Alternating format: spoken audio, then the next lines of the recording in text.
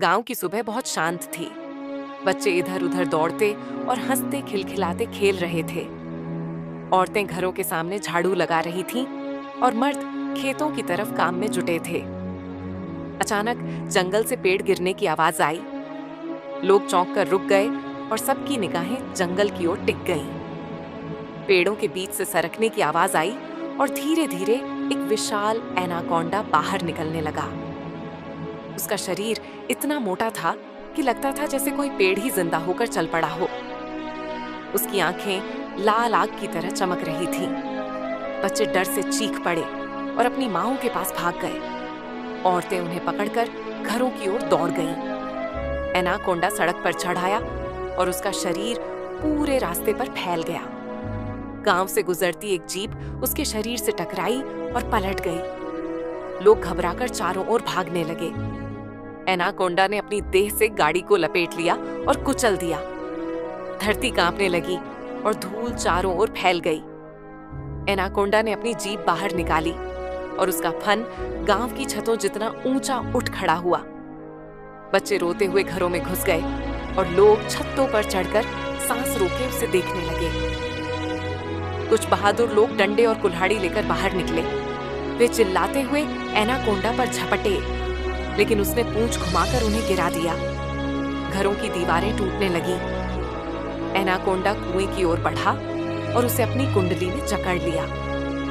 बिजली के खंभे भी गिर पड़े और गांव अंधेरे में डूब गया। लोगों ने मशालें जलाकर हवा में लहराईं। ढोल और नगाड़ों की आवाज गूंज उठी। एनाकोंडा आवाज से और गुस्से में आ गया। उसका मुंह खुला और उसमें से धुआं और बदबू फैल गई। गाय, भैंस और बकरियां भाग खड़ी हुईं। लोग जलती मशालें उसकी ओर फेंकते रहे। गर्मी से परेशान होकर एनाकोंडा धीरे धीरे वापस जंगल की ओर सरक गया। तभी गांव का बहादुर शिकारी बड़ा भाला लेकर दौड़ा। एनाकोंडा ने फुफकारते हुए सिर उठाया। शिकारी ने भाला जोर से उसके सिर पर मारा। एनाकोंडा दर्द से तड़प कर लहराने लगा और उसकी पूंछ से कई घर टूट गए। शिकारी बार बार वार करता रहा। आखिरकार एनाकोंडा जमीन पर गिर पड़ा और उसकी लाल आंखों की चमक बुझ गई। गांव वाले बाहर आए और उसका शव हटाने लगे। बच्चे फिर से खेलने लगे और औरतें मंदिर में जाकर भगवान को धन्यवाद देने लगीं। चारों ओर तबाही के निशान थे, लेकिन गांव बच गया था। लोग उस शिकारी को नायक मानने लगे। गांव वाले एनाकोंडा का शव जलाने की तैयारी कर ही रहे थे कि फिर जंगल से पेड़ गिरने लगे। इस बार और भी विशाल एनाकोंडा बाहर निकला।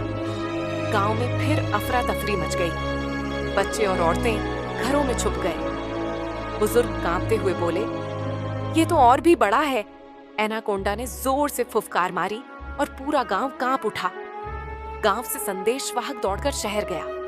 पुलिस, सेना और वैज्ञानिकों को खबर मिली। सेना की गाड़ियां गांव पहुंची और वैज्ञानिक कैमरे व मशीनें लगाने लगे।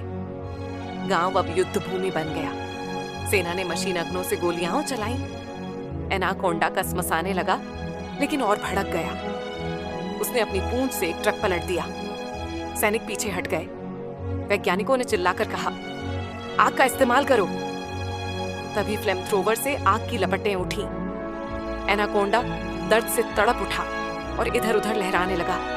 शिकारी फिर से भाला उठाकर दौड़ा। उसने भाला एनाकोंडा की आंख में घोंप दिया। एनाकोंडा चीखते हुए गिर पड़ा और उसकी देह आग में जलने लगी। गांव में खुशियों की गूंज उठी। सैनिक और शिकारी दोनों नायक बन गए। गांव एक बार फिर सुरक्षित और शांत हो गया।